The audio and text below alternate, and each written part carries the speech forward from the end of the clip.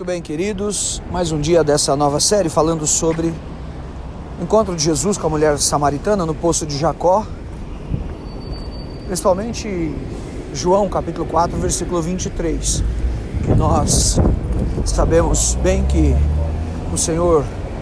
a vontade do Senhor é encontrar os adoradores que adoram em espírito e em verdade.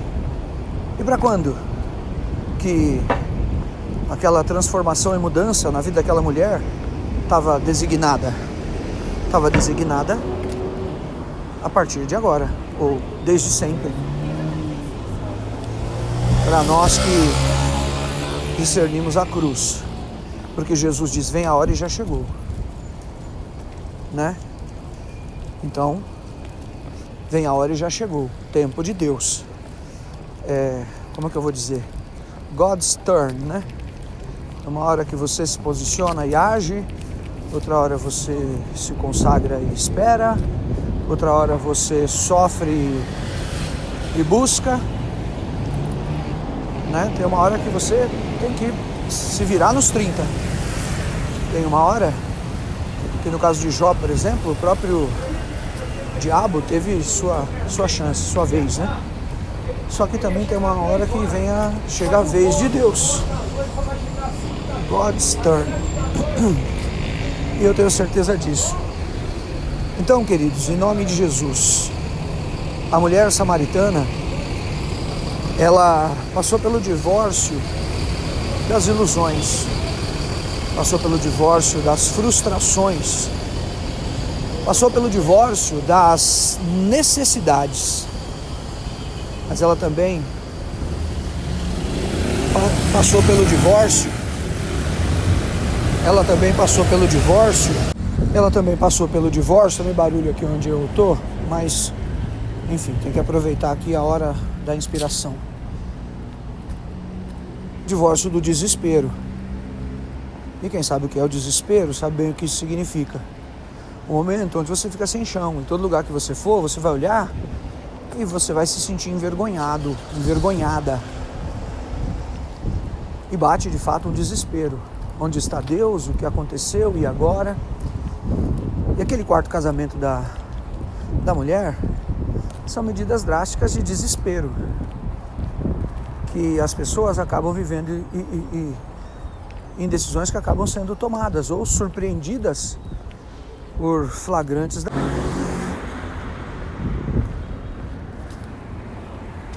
Paulo, ele sabia bem o que era o desespero. E por que ele sabia bem o que era o desespero? Se você observar vários momentos, mas principalmente 2 Coríntios, no capítulo 1, né, da terceira viagem do apóstolo Paulo, ele relata, contando para a igreja de Corinto, 2 Coríntios capítulo 1, versículo 9, o que tinha acontecido com ele na Ásia. A Ásia é onde está a igreja de Éfeso, né? Aquele problema seríssimo que eles tiveram com a Diana dos Efésios e tudo. E o versículo 8 diz assim, né? Porque não queremos, irmãos, que ignoreis a natureza da tribulação que nos sobreveio na Ásia, porquanto foi acima das nossas forças, a ponto de desesperarmos até a própria vida. Na Ásia, uma tribulação que fez com que um homem daquela grandeza se perdesse mesmo. Enfrentou algo que ele relata aqui que foi acima das suas forças. E aí veio o desespero da própria vida. O que ele estava querendo dizer, disse assim, agora realmente não adianta mais continuar, né? Naquele nível de sofrimento que ali estava. Assim como a Samaria, diante daqueles povos todos que a colonizaram, como você tem visto nessa nova série, e que vieram trazidos pela Assíria para aquelas tribos que estavam sendo destruídas em função da divisão do reino. E aqueles povos da Babilônia trouxeram, né, os deuses, como já falei, Sucote e Benote, Nergal, Azima, Nibás, Tartaque, Adramaleque, né, que recebia sacrifícios humanos. Existiram reis do Reino do Norte que sacrificaram seus filhos também. Então era realmente algo terrível. E no final das contas, aquela malignidade gerou desespero e os levou a desespero. Mas sabe, queridos, em nome de Jesus, eu estava ministrando ontem aqui e depois no final veio um irmão e falou assim: bispo, eu nunca tinha pensado, achei isso genial, usou essas palavras, que a forma de Deus tirar o José do fundo do poço foi a inveja dos irmãos que venderam ele. E o jeito de Deus tirar José da prisão foi revelando um sonho. Eu nunca tinha pensado nisso. Eu falei assim, eu também não. Eu falei ali na unção, na hora, inventei na hora. Deus tem um jeito, escute bem, de te levar para o centro da sua vontade. E passar pelo desespero levou a mulher samaritana, sabe aonde, queridos? A um quinto casamento. A cada um daqueles relacionamentos, ela estava numa representatividade simbólica, profética, espiritual em João 4, sendo preparada por Deus, pagando por duras penas, para que um dia ela se encontrasse com Jesus. E uma obra transcendental de séculos, que não tinha nada a ver com a pobre da vida dela, desculpe o termo, ia ser prefigurada nela. Assim como o Senhor experimenta a graça em Abraão, ele vem tratar a divisão do reino na samaritana. E tem gente que é assim, marcada e escolhida por Deus. Mas preste bem atenção, não vai ficar ponta solta nenhuma. Quando ela tem aquela nova carta de divórcio do desespero, era realmente amargurar mais uma situação muito difícil, incômoda mesmo. Vexatória mesmo, para a família, alguns que vão consolar, outros que vão dizer, olha, na verdade, samaritana, você é uma bênção e tal, mas no fundo, sempre tem um quezinho de alguém, ou aqueles mesmos que falam, que estão lá olhando, dizendo, pobrezinha, né, que coisa, realmente não vai dar nada na vida, eu acho, né, não vai conseguir, né, essa samaritana vai ficar pra titia. Porque não dá certo, não tem como. Mas a grande verdade, sabe qual era?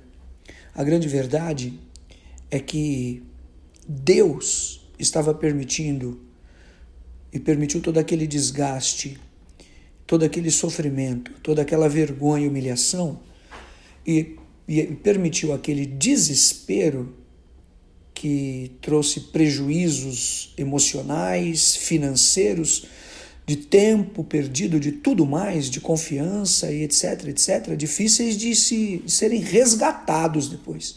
Porque muita gente não consegue fazer esse resgate. Só que mal sabia ela que, na verdade, Deus a estava levando para mais perto do verdadeiro relacionamento que Deus sempre sonhou para ela. Do verdadeiro encontro que Deus sempre teve para a vida dela. Do verdadeiro marido que iria desposar a noiva, que era nada mais, nada menos de quando ela fosse se encontrar com Jesus, para ouvir ele dizer, você vai ter uma água que você não vai ter mais sede. E essa água, ela cura o desespero. Essa água, ela destrói os sacrifícios dos ídolos e do Adrameleque e das confusões de toda a vida. Em outras palavras, Deus permite determinadas coisas na vida das pessoas e as cartas de divórcio, todas que ela tinha de coleção, para levá-la para se encontrar com o Filho de Deus e para ouvir essa profecia. Adoradores que adoram em espírito e em verdade. Não é aqui no poço de Jacó e nem em Jerusalém. Deixa de bobagem, é chegado o reino de Deus para você.